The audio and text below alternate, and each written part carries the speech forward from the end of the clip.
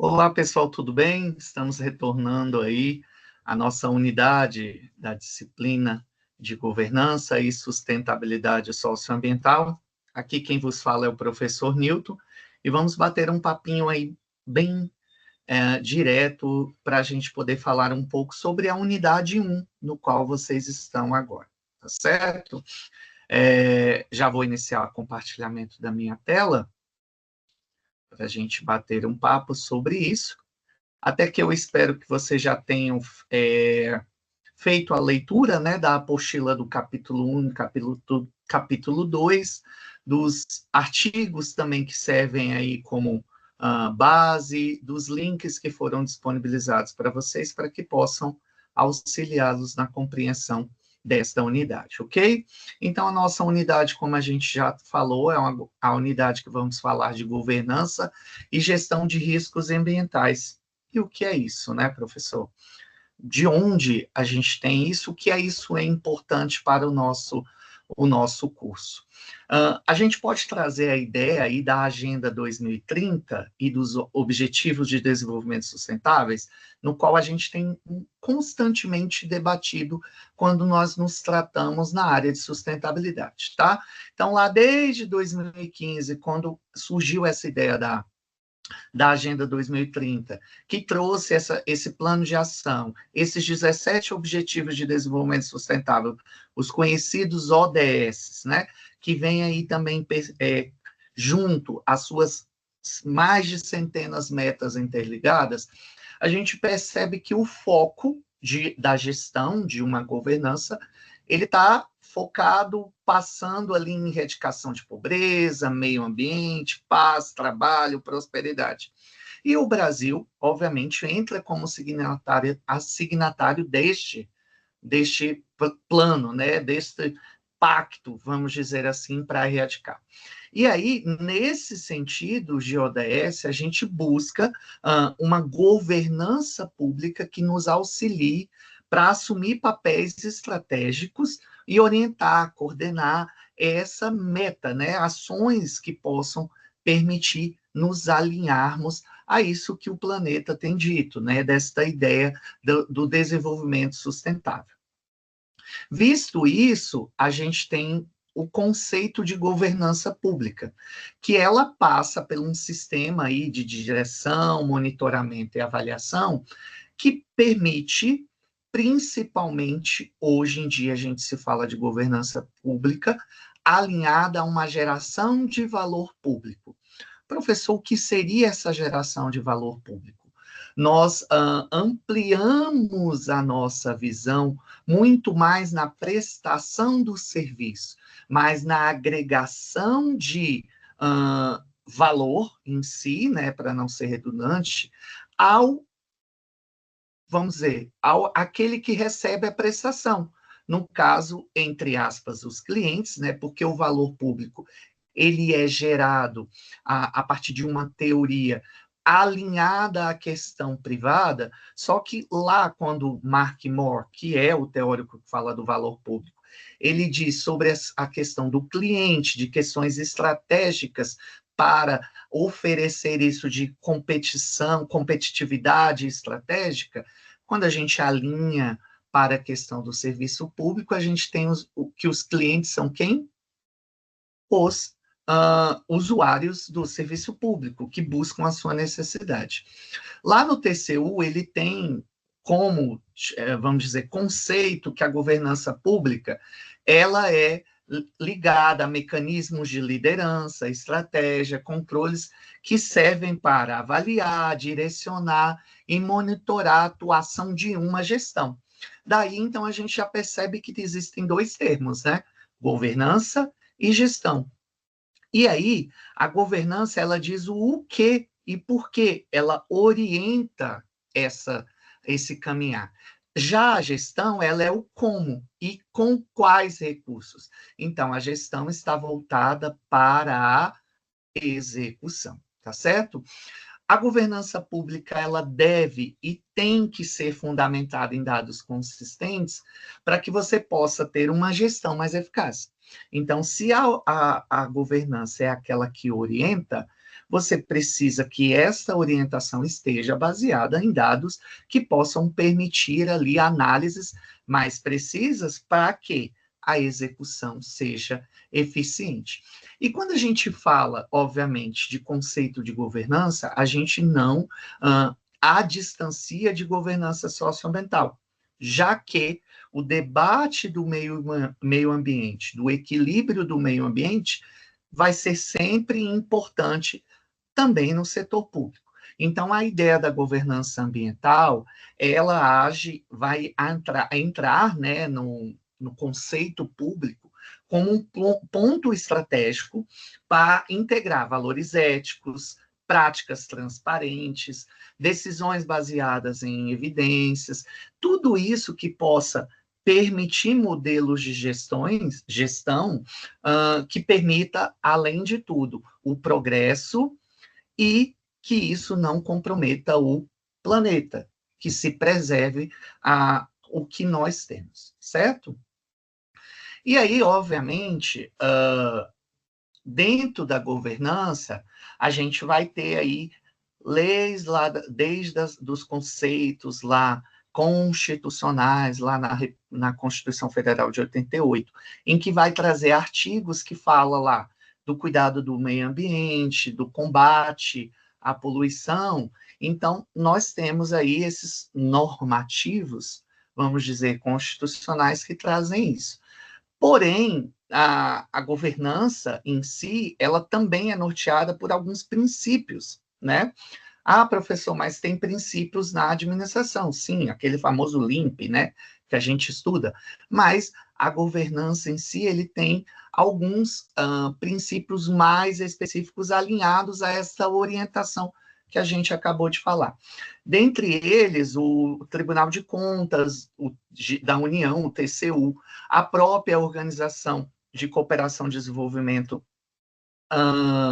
Econômico, a OCDE, e Banco Mundial, eles trazem um aparato, uma discussão de princípios que podem nortear aí a governança. Estou falando, então, dos que vocês me acompanham em tela: transparência, que está relacionado, então, à questão da clareza da informação, né, para aquele que tem na disponibilização de informações, o accountability, que é a prestação de contas, que vocês também terão até uma disciplina específica para tratar sobre isso, né? É um termo que vai estar te alinhando ali a responsabilidade dos gestores, não só na prestação de conta, mas a justificativa dessas decisões e ações que foram tomadas. A questão da responsabilidade, que está voltada ali ao compromisso com os resultados, seja com o uso ético dos recursos, seja com a entrega eficiente desse recurso, né? O outro princípio, nós falamos de equidade, então, que é um tratamento justo e imparcial para todos os cidadãos, por exemplo, a partir de cotas, a partir de entregas de serviço público que não fazem distinções, né, que visam o social. E, por último, a questão da eficiência e eficácia, né? Novamente, hoje em dia, o debate no setor público está muito voltado não só ao fazer, mas no foco em resultados, focos em desempenhos, como a melhor forma possível da entrega desses recursos, tá certo? Lembrando que, então, se nós trazemos para a realidade socioambiental, que esses recursos não comprometam a nossa parcela do meio ambiente para nos prejudicar posteriormente, ok? E aí, claro, dentre todas as questões para a aplicação de uma governança, a gente tem aí, como vocês podem acompanhar, alguns exemplos, né, dos benefícios que um gestor, ao utilizar uma boa governança, ele recebe aí vamos dizer, deste aparato, né, que é a governança. E aí o exemplo que nós temos é uma melhora das políticas públicas, o uso racional de recursos, né, que a gente já está falando ali, ou você tem uma ideia mais precisa com dados efetivos, obviamente você vai trabalhar de forma mais racional com esse recurso. Fortalece o controle social e engajamento, então você tem a comunidade, a sociedade entrando e participando mais dos poderes de decisão como um membro efetivo, como um ator, né? Tem sido usado muito esse termo, como um ator efetivo nas decisões públicas, né? Nas decisões, obviamente, de políticas públicas. Reduz desperdícios e ineficiência, tá? Opa, alinhada aí o que a gente falava sobre o uso racional. Olha outra coisa importante, reduz vulnerabilidades e fraudes, né? No Brasil a gente tem tantos casos, né, que a gente fala dessa questão do uso do recurso público, seja você que me acompanha em municípios, estados, e então, quando uma boa governança, e não é só porque, eu quero fazer uma boa governança, não, nós temos aparatos jurídicos que nos garantem disso, e nós vamos falar. Melhora a qualidade pública, de qualidade dos serviços, né? E também permite ali um maior alinhamento com as necessidades da sociedade. Eu passo a conhecer não só políticas públicas com ideias ali utópicas, mas com ideias que sejam ali efetivas da necessidade. E também, por si, o Estado se torna mais responsável, mais responsível, mais inclusivo e sustentável, porque ele consegue entender as percepções das suas ações, né?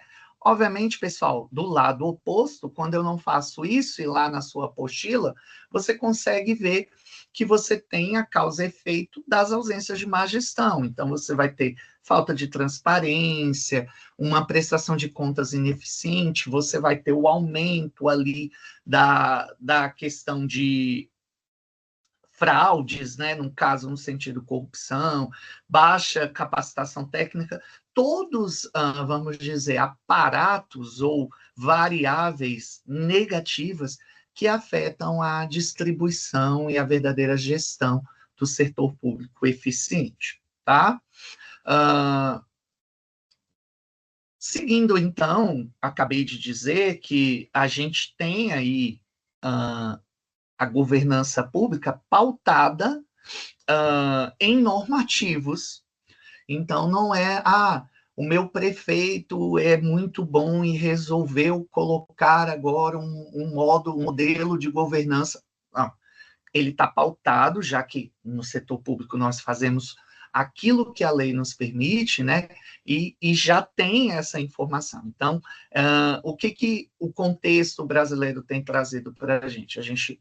Desde então, leis lá de Bresser Pereira, a gente tem falado de modernização do Estado, desta entrega, né, dessa reforma gerencial, no sentido de que o Estado é um novo ente de entrega de resultados, e aí, a partir do decreto 9.233 de 2017, ele é um marco regulatório conhecido assim como o decreto que encaminha a questão da governança, né? Que traz aí diretrizes importantes para a governança. Então, ele vai tratar justamente dessas diretrizes, dos princípios, de tudo aquilo que é viável e bom, vamos dizer, de aplicação da governança pública, tá? Entre os outros instrumentos normativos, a gente vai ter aí a própria lei das estatais que vocês veem em tela, que é a Lei 13.303 de 2016. Nós temos também aí a própria Lei da Responsabilidade Fiscal de 2001, outras leis que podem estar baseadas aí também, por exemplo, a Lei Anticorrupção, que nós vamos falar mais dela no capítulo posterior, e outras leis que possam estar tanto relacionadas ao seu município, por exemplo, tá? A gente chega aqui, talvez seja uma novidade para vocês que me acompanham aqui e acompanham esse curso. Hoje em dia, falar de governança já é algo, vamos dizer, meio que clichê, né? Se a gente for usar esse termo. Eu ficar aqui dizendo que a governança é importante, tem princípios, acredito que para mim, para vocês, seja chover no molhado, né? E aí, hoje, nós já temos, vamos dizer, uma nova perspectiva e visão de análise dessa governança pública. E aí eu estou trazendo, então, o conceito de antropoceno. O que é a governança pública no antropoceno? O antropoceno, ele traz lá das ciências naturais um conceito popularizado lá por dois cientistas, que não vou me recordar o nome agora, mas que na apostila você tem esses dados. Então, eles falam que nós estamos vivendo, a partir de agora, uma era geológica onde as ações humanas, elas estão afetando a transformação do planeta. E a gente tem falado, tem debatido bastante isso, né? Mas isso hoje tem sido utilizado a partir da literatura, a partir da ciência. Então, a partir disso, se debate hoje a necessidade de que a governança seja tratada também nesse alinhamento, de entender que essas ações humanas têm provocado diferentes situações e de que forma a gente consegue superar esses desafios. Então, a governança hoje tem entrado no sentido do antropoceno para trazer uma nova visão operacional para a própria governança, né? Então, ela quer trazer o sentido de aprender com aquilo que está sendo realizado, aprender com aquilo a partir de conceitos multissetoriais, instrumentos de avaliação mais estratégica, e entender mais sobre os riscos climáticos que podem ocorrer, o que a instituição pode estar apta de fazer disso, né? Quando a gente pensa nesse sentido das finanças e da própria sustentabilidade, a gente consegue alinhá-los no sentido de que administrar esses riscos que estão sendo verificados, ter uma nova proporção de olhar para essa questão. Então, quando a gente fala desse sentido do antropoceno, a governança em si, ela está ligada ali a, dizem, né, abandonar um pouco o que é lógica do que a gente tem para trabalhar numa ideia mais preventiva, integrada, orientada por evidências, né? E aí está muito mais apto a responder essas crises que podem acontecer. Então, quando a gente fala isso, obviamente vem à sua mente. Por exemplo, tem aumentado, no caso do Brasil, recentemente nós ouvimos falar muito das enchentes que têm ocorrido, por exemplo, no sul do país, que não acontecem mais. Então, por exemplo, eu moro em Brasília, hoje já não se fala tanto daqueles períodos que a gente tinha de grandes secas, mas agora já tem frio aí entrando no meio, então tudo isso tem alterado. E de que forma a gestão utiliza dos seus princípios de governança para agir dessa forma. Então, são desafios no antropoceno nesse sentido, porque precisa-se de uma boa questão institucional, de um bom entendimento institucional, uma capacidade técnica, e será que as nossas autoridades governamentais elas estão aptas para olhar a partir desse sentido agora do antropoceno? Também, quais são ali os conflitos de interesse que pode ocorrer? Uma pressão econômica que pode estar agindo ali, tá? E quando a gente fala do antropoceno, nós já temos alguns exemplos na apostila, você pode acompanhar, nós já temos algum debate, por exemplo, sendo tomado aqui no Brasil a respeito do tema, né? Então, a Fiocruz, recentemente, agora, em junho de 2025, e eu disponibilizei para vocês o link, para vocês acompanharem, ela fez um debate sobre essa questão do antropoceno aí nessa realidade, de que forma, quais são as consequências dessa ação. Então, é importante a gente trazer esse tema em voga para o nosso curso, porque se você pegar todos o caminho da governança até então, a gente vai estar falando aquele mais do mesmo que a gente já tem, os desafios, quais são as realidades que precisamos, os métodos que nós temos, porém, agora a gente já consegue ver uma outra perspectiva. Será que estamos realmente alinhados e aptos para as novas mudanças que têm acontecendo, principalmente pela essa questão do planeta? Certo? E aí, pessoal, já finalizando a nossa unidade aqui, porque, obviamente, nosso bate-papo é um bate-papo rápido para trazer algumas interações e alguns feedbacks e insights para vocês, a gente vai estar falando aí de gestão de riscos ambientais, certo? O nosso capítulo 2, lá da disciplina. E aí, desde o capítulo 1, você vai ter visto essa importância e complexidade de atividade humana que tem afetado aí a questão do meio ambiente e da sociedade. E aí a gente, então, tem que utilizar a gestão de risco como um campo estratégico da governança contemporânea. Visando o quê? Transformar esses riscos que são inerentes e existem, porque a gente acaba não deixando de ter risco, mas transformando esses riscos em oportunidade e atuando de forma proativa diante das mudanças. Aquilo que a gente acabava de falar, né? Se tem enchente todo ano, por que que a gente deixa acontecer novamente? Quais são vamos dizer, fugiu a palavra, mas as ações, perdão, que são as ações que estão sendo tomadas para resolver isso. Então, os riscos ambientais, eles trazem, a gestão, né, de riscos ambientais, ele traz aí uma questão de ferramentas que possam auxiliar essa correta gestão.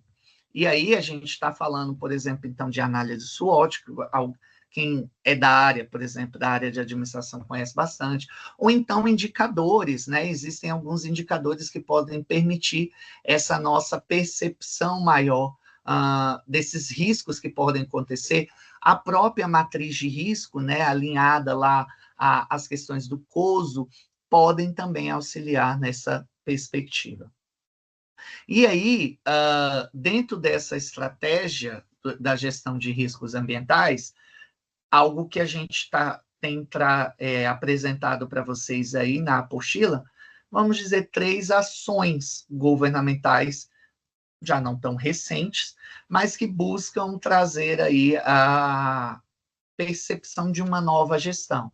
Então, eu estou falando da A3P, que é a Agenda Ambiental de Administração Pública, que ela busca ali uma agenda para tratar principalmente a melhora da dimensão ambiental, né, e alinhada aos aspectos administrativos e econômicos da própria gestão. Então, ela é um programa, né? Você tem a partir de um programa que se faz uma adesão lá do Ministério do Ambiente, por exemplo, do Meio Ambiente, em que você cria uma agenda para essa questão ambiental. Ou seja, como que você vai fazer, por exemplo, a adequação dos seus resíduos sólidos, a questão de compras e contratações sustentáveis, sensibilização e capacitação dos servidores, tudo isso que possa estar alinhado. O plano diretor de logística sustentável, ele já vai trazer para nós uma perspectiva realmente de um instrumento de gestão e planejamento, obviamente, para os órgãos, né, da administração pública que querem incorporar conceitos de sustentabilidade ali nas práticas administrativas. Então, lá na apostila a gente traz, por exemplo, o exemplo do MEC, que utilizou lá das suas compras, que só compram cadeiras, por exemplo, que tenha um atexto de reflorestamento, por exemplo, de onde se conhece isso, né? Então, esse plano diretor traz isso. E, por fim, as contratações sustentáveis, algo que também muito recente para a gente, já que nós tivemos uma mudança de lei recente nas licitações, e aí nas licitações também a gente já trabalha com essa ideia de uma compra com práticas mais responsáveis, né? De uma contratação com práticas mais responsáveis. Obviamente, vocês também terão uma disciplina chamada Compras e Licitações, onde esse tema será trabalhado com mais voga, né? E aí, chegando, obviamente, nas diretrizes da boa governança, o que a gente está falando? Definição clara de papéis de responsabilidade, a própria gestão de risco socioambiental, monitorar o desempenho, você tem a orientação a resultados e a valor público, trabalhando com uma ideia de governança colaborativa, aquilo que eu falei para vocês. Nós temos, então, multi-atores agindo nisso, seja governo, seja sociedade, seja entidades do terceiro setor, todos empenhados a essa nova visão gerencial, essa nossa visão de novo planeta. Buscando uma agenda regulatória baseada em evidências, né? Não as vozes da minha cabeça, mas aquilo que permite o entendimento, por exemplo, das consequências do antropoceno na gestão e a integridade ética, que também está alinhada à nossa unidade 2, quando a gente fala no sentido de incorporação de um plano de integridade, de compliance e outros mecanismos que possam auxiliar nisso. Gestão de riscos, que a gente já acompanha e aí, certo? Então, pessoal, espero que esse nosso debate aqui tenha auxiliados aí nesse sentido, tá? Coloco-me à disposição em uma boa continuidade de estudos a vocês. Até a próxima.